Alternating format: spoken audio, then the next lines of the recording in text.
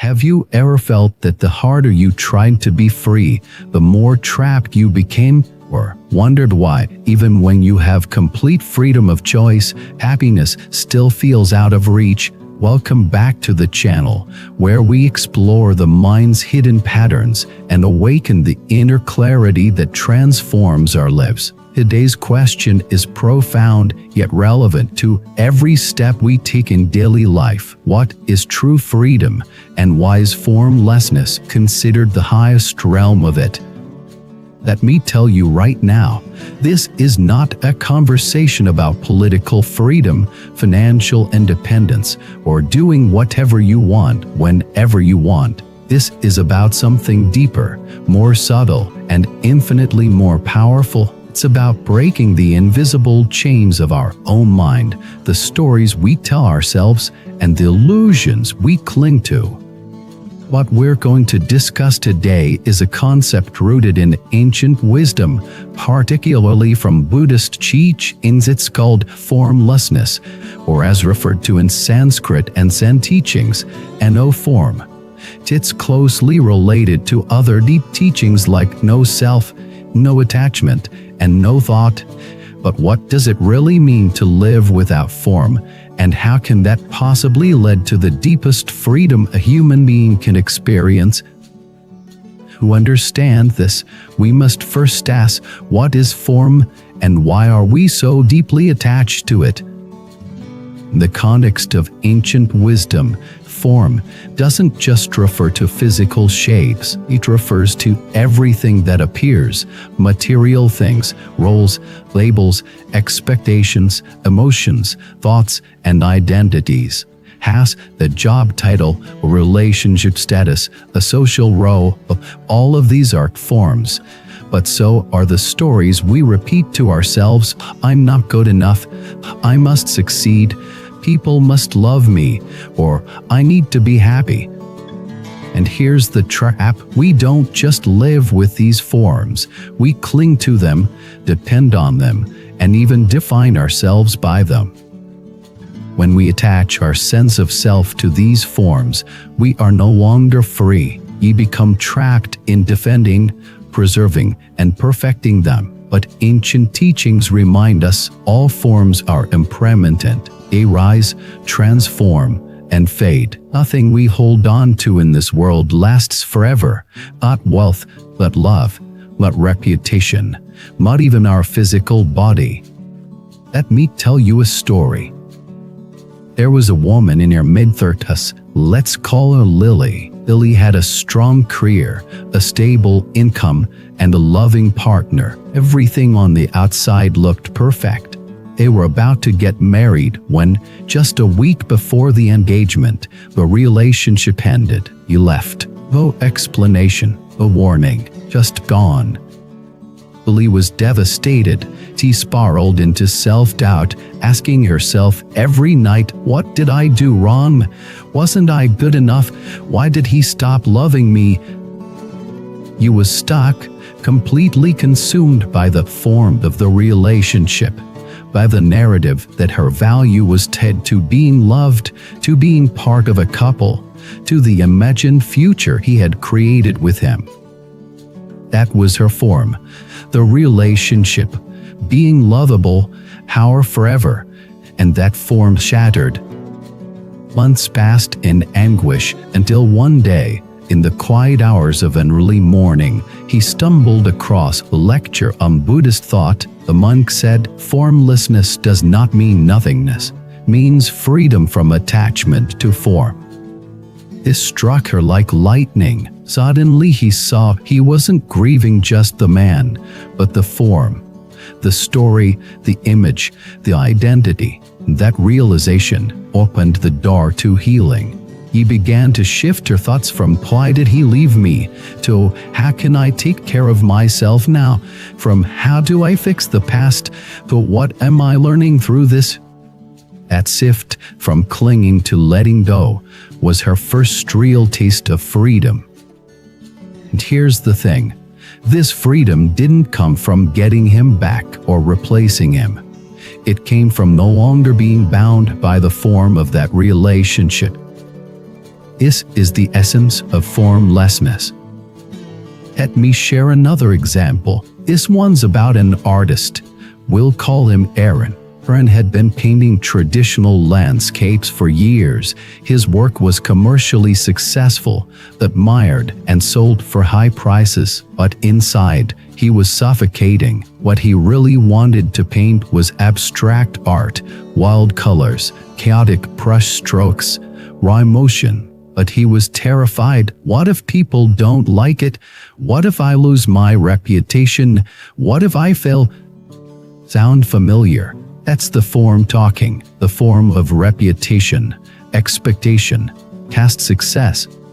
One day, a friend told him something simple but powerful. If painting no longer gives you joy, what's the point of success? At night, Aaron cried, and the next day, he started painting what he really wanted, not for galleries, not for collectors, for himself. For the first time, he felt free. He had dropped the form and embraced the freedom of formlessness. We chase many forms in life: education, career, wealth, love, family, beauty, status, and again, none of these are wrong. They're all part of the human experience. But the key question is, are we using them, or are we being used by them?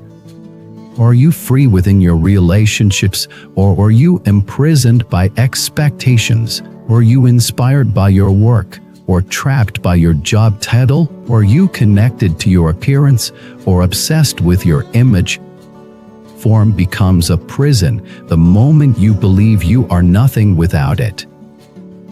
And formlessness doesn't mean detachment in a cold way. It means engaging fully, but not clinging, loving someone deeply, but not needing them to complete you, working passionately, but not tying your worth to promotions, living fully, but not fearing loss.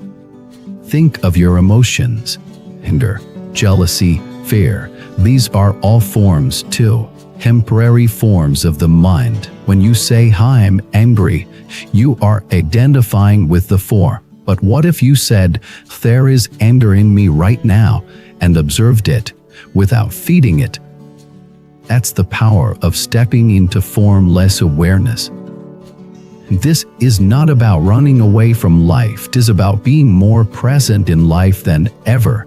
Because when you're not clinging, you can truly experience each moment. Even in conflict, even in grief, there's a clarity that rises when you see it all as passing form.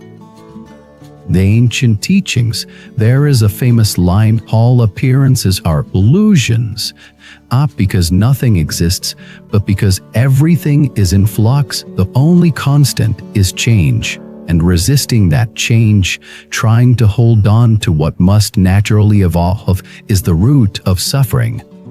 Here's a visual metaphor. Imagine your mind as a mirror, perfect, clear mirror. Everything that comes into your life, people, events, emotions, is like an image reflected in that mirror. The mirror never holds on. The image comes, the image goes, the mirror remains.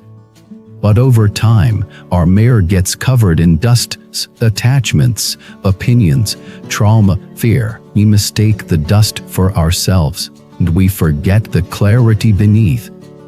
Returning to formlessness is like wiping the mirror clean, not erasing life, but reflecting it purely. So how do we cultivate this? It starts with awareness. Observe your thoughts. Notice when you're gripping something too tightly and become a belief, a person. Ask yourself, what am I really afraid of losing? Often, it's not the thing itself, but what it represents: security, validation, identity. And gently loosen the grip. Don't force it. Just breathe. Just what? And in that space, freedom grows. You will still love, still work, still create, but your joy will no longer depend on the form. And in that, you'll discover a peace that cannot be shaken. Let me leave you with one last story. The old Zen master was asked, "What is enlightenment?" He replied, "When I eat, I eat. When I sleep, I sleep." The student was confused.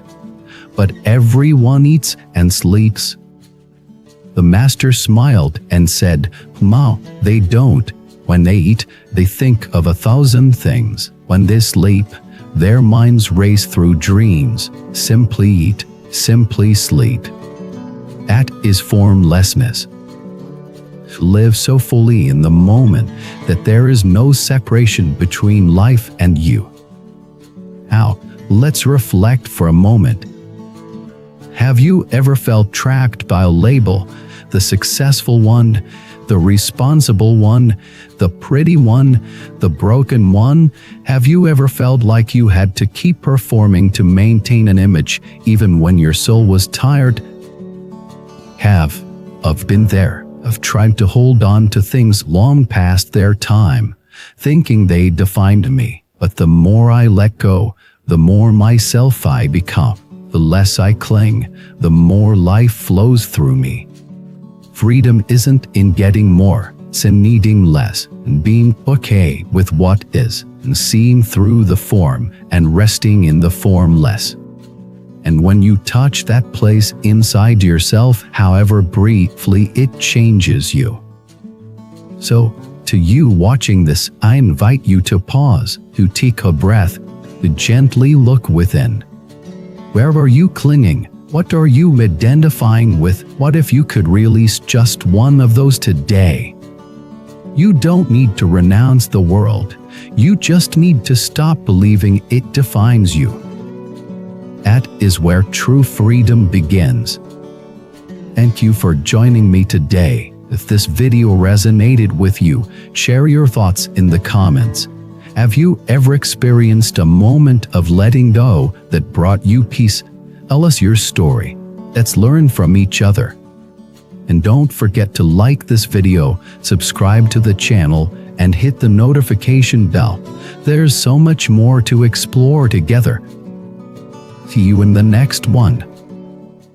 Before you leave, here's something special. In Buddhism, we believe that every encounter carries a deeper meaning. Would you like to discover your true soul connection, the one written into your destiny? Take the Soulmate Test today and unveil the hidden truths of your journey. Click the link below and begin your path now. http://soulmate. You wisdom more, come, white.